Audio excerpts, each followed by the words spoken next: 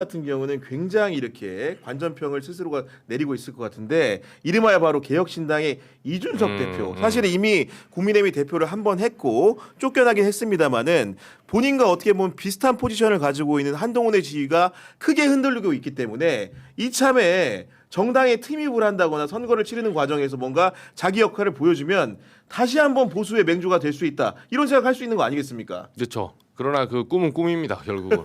예. 장동혁 대표도 계획이 다 있었듯이 이준석 대표도 다 계획이 네. 있겠죠. 그리고 제가 봤을 때 원래 동족 그 혐오라고 비슷한 사람들 싫어해요.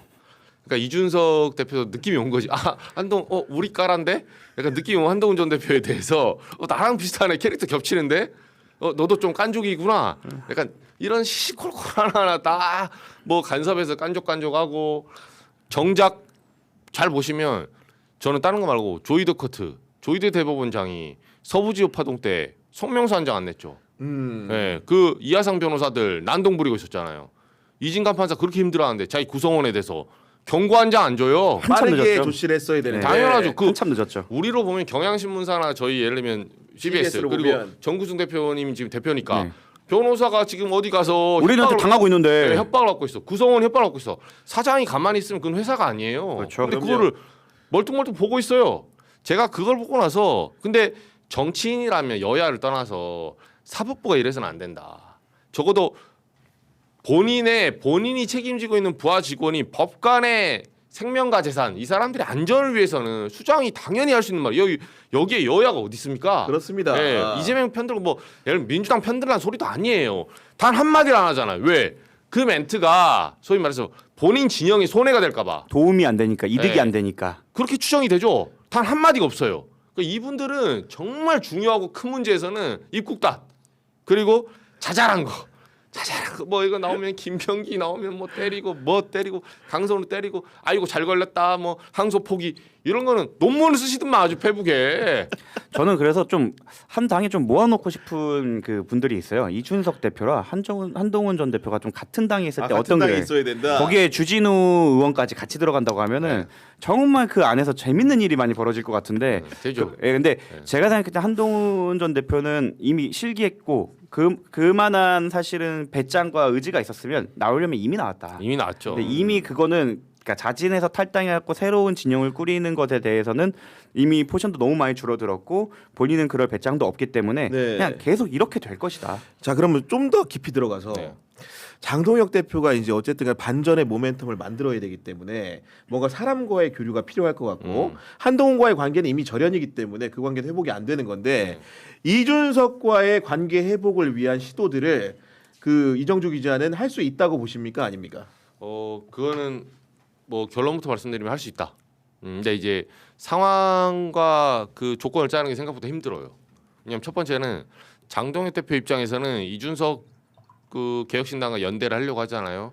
그러면 본인이 얻는 게 있어야 돼요. 그러니까 그 얻는 건 뭐냐면 저는 사실 뭐 저희 섣부른 예단인데 제가 이제 바둑으로만 내수 세수를 5수를 한번 건너뛰어 볼게요. 중간에 뭐 연대해서 뭐 다 빼고 다 빼고 뭐 예를 들면 뭐 그런 거 선거 연대하면 네가 화성시 나가라 우리가 수원시 나가 에이 이런 거는 하수들이 아는 짓이고 저는 뭐냐면 장동혁 대표가 돈 받고 싶은 건 뭔가요?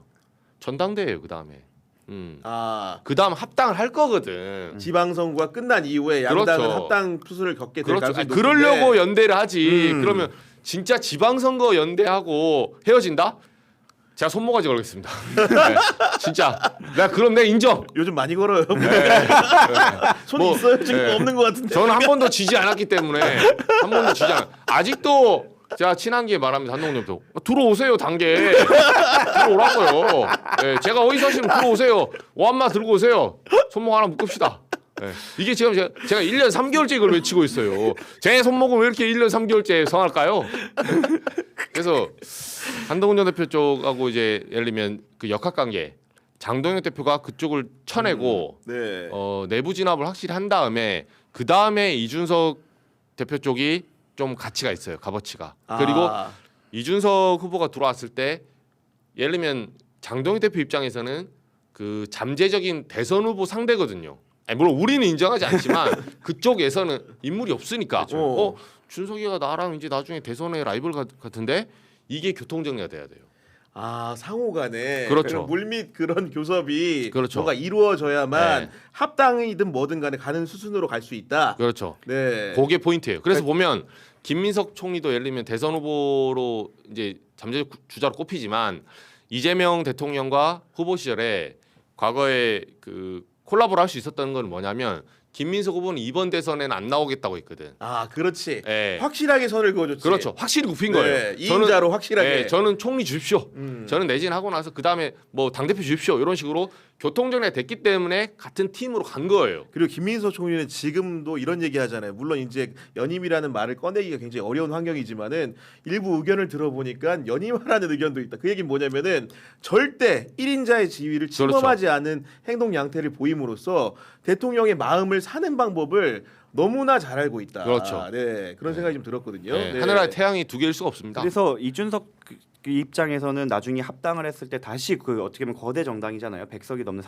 자기는 3석밖에 없지만 그러니까 분명히 자기가 할 유의는 있어요. 이득이 있는데 저도 장동혁 당대표 입장에서 봤을 때 이준석을 포용할 때 얻는 거는 뭐 통합 이미지 정도인데 그게 사실 실제적인 건 아니잖아요. 그러니까 그거에 대해서 다음 당대표 선거 때 전당대회 때 어느 정도 딜이 와야 되는데 그 교통 정리가 과연 될까?에 대해서는 의문이고 근데 물론 시도는 하겠죠. 근데 저는 손을 한번 내밀었다고 보는 게 지난번 단계 그 발표를 할 때 저는 그 멘트를 구체적으로 적은 건 이준석에 대해서 한동훈이 쓴 걸 이준석 당대표 보라고 쓴 것 같아요.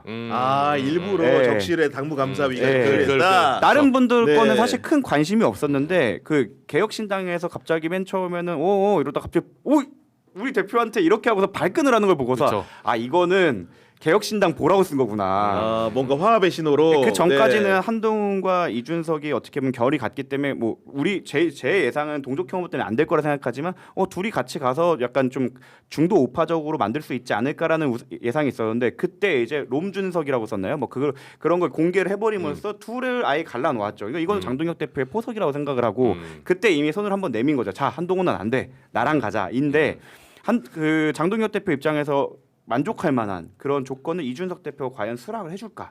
이준석 대표는 무조건 다면 좋아요, 사실은. 왜냐면은 이제 예전에 세석 대표에서 국민의힘으로 들어갈 거고 거기에는 국회의원은 3명이지만 사실 그 조직을 들고 들어간다고 하면 당내 조직이 엄청 큰 거기 때문에 네. 분명히 이득이 있는데 장동혁 대표를 만족할 만한 걸 이준석 자기 이익만 생각하는 이준석 대표가 과연 양보를 해낼 수 있을까 아니면 약속을 할 수 있을까? 야 이게 지방선거를 지나가지고 어떤 그 풍경이 펼쳐질지 굉장히 저도 지금 머릿속에 지금 이정주 기자 영감을 통해서 많이 지나갔는데 지금 네. 상황이 지나간 상황인데 알파고로 제가 보여드린 겁니다. 미래를 한번 보세요. 누가 이길지.